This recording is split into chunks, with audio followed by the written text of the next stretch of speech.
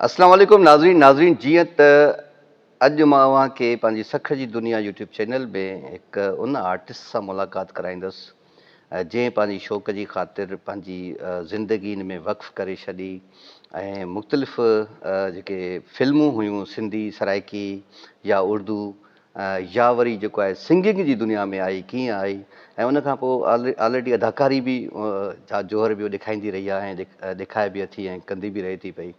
जी हा बिल्कुलु मां अव्हांखे मुलाक़ात करायां थो नाइला सां। जी नाइला कीअं आहियो? ख़ुशि जी आहियो? ठीकु तव्हां ॿुधायो कीअं आहियो? ठीकु अलाह आहियो? करम फर्स्ट क्लास। नाइला पंहिंजी मुलाक़ात अॼु खां तक़रीबन कोई 20-25 साल पहिरियां थी जॾहिं तव्हां सी डी कल्चर हिकिड़ो हूंदो हुयो ऐं सी डी कल्चर जे वक़्तु वॾो हिकिड़ो शौक़ु जाॻियो सिंधी मीडिया हा जे बिल्कुलु अचण सही। खां पोइ हा फिल्मनि में आयो कीअं शौक़ु जाॻियो कुझु पंहिंजी ज़िंदगी जे बारे में ॿुधायो। हा बिल्कुलु सही पिया चओ।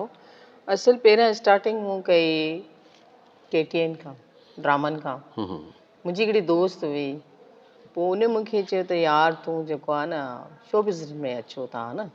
मूं चयो मां त कॾहिं भई पर शौक़ु आहे ऐं कॾहिं आई न आहियां। चई न यार तूं ईअं कर पोइ शो बिज़नेस में पंहिंजे इन थी।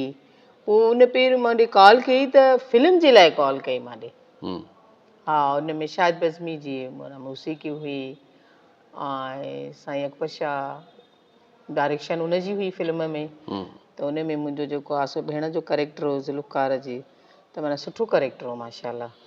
पोइ उतां मूंखे माना उन खां पोइ घणियूं फिल्मूं कयूं ऐं कीअं सिलसिलो हिकिड़ो हलंदो रहियो तव्हांजो? फिल्मूं त इलाही कयूं आहिनि ऐं मुंहिंजी जेको आहे सो फिल्म हिकिड़ी हिट थी नाइला टांगे वारी ऐं ज़िद्दी औरत ऐं न्याणी निमाणी। ज़िद्दी औरत जा 2 पार्ट थिया माना इहे फिल्मां मुंहिंजूं हलियूं माशाल्लाह ऐं टांगे वारी त अञा ताईं हले पई। अच्छा उहो कहिड़ी प्रोडक्शन में थियूं हुयूं पंहिंजी? उहा इन में थी भाई लकी जी हुई leader production leader Mumtaz Lucky sahab ji. हा हा बिल्कुलु उन्हनि जी हुई फिल्म। पोइ बसि उहा फिल्म माना सुठी मूंखे मोट ॾिनी। उन में मुंहिंजो हिकिड़ो गानो बि हुयो पंहिंजी आवाज़ में। कहिड़ो? मां त नाइला पंहिंजे सखर जी आहियां महिनत कयां थी कंहिंजे घरो नथी कयां। थोरो गुनगुनाए ॿुधायो।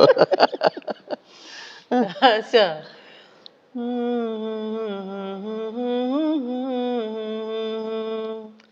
मां त नाइला पंहिंजे सखर जी आहियां महिनत कयां थी कंहिंजे घरो न खावां महिनत कयां थी कंहिंजे घरो न खावां। सो इन फिल्म महिनत कयां थी कंहिंजे घरो नथी खावां। सो इहो माना